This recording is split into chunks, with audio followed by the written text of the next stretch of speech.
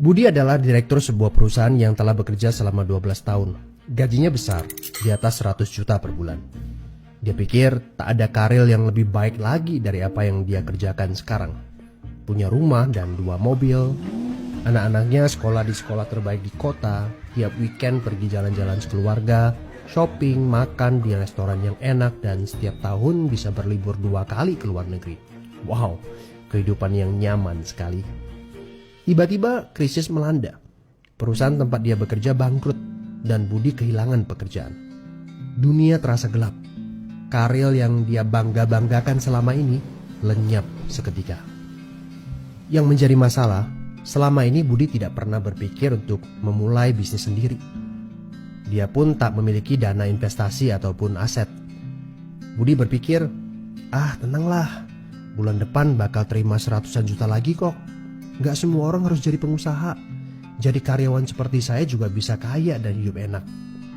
Benar kata pepatah ini. The enemy of great life is a good life. Dia tak menyangka bakal terjadi krisis seperti ini. Padahal tabungan yang dia miliki hanya bisa bertahan 3 bulan saja dan dia tidak punya penghasilan lain sama sekali.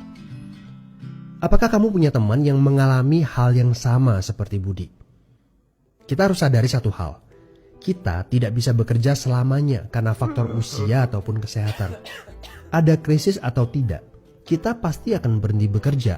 Entah karena sudah tua dan dipensiunkan, atau karena sakit dan tak sanggup bekerja lagi. Jika tidak mempersiapkan backup income sejak dini, tamatlah riwayat kita. Budi bertemu dengan teman lamanya bernama Jason, pengusaha sukses yang saat krisis malah bisnisnya berkembang pesat. Jason memberi nasihat, bangunlah bisnis di saat kamu lagi gak butuh. Karena saat butuh seperti ini, kamu sudah punya backup income. Sebenarnya ya Bud, waktu terbaik untuk memulai bisnis adalah beberapa tahun yang lalu. Tapi jangan khawatir, waktu terbaik kedua adalah saat ini. Gak ada kata terlambat. Dari pengalaman Budi, kita belajar bahwa penghasilan yang besar saja tidak cukup jika itu sangat bergantung kepada pekerjaan kita. Sekali kita berhenti bekerja, penghasilan pun ikut berhenti. Pernahkah Anda berpikir bahwa ada konsep yang lebih baik? Perhatikan ini. Kerja untuk membangun aset produktif untuk mendapatkan income. Saat kita nggak bisa bekerja lagi, aset produktif ini akan memberikan passive income. Jadi, jika kamu punya kesempatan untuk memulai bisnis saat ini, pastikan bisnis yang kamu bangun bisa menjadi aset produktif yang memberikan passive income. Kamu harus punya goal beberapa tahun ke depan bisnis kamu sudah bisa jalan sendiri tanpa kamu. Ini namanya autopilot. Apa boleh buat? Krisis memaksa kita untuk berpikir panjang. Tidak cukup hanya sekedar penghasilan besar saja. Setuju?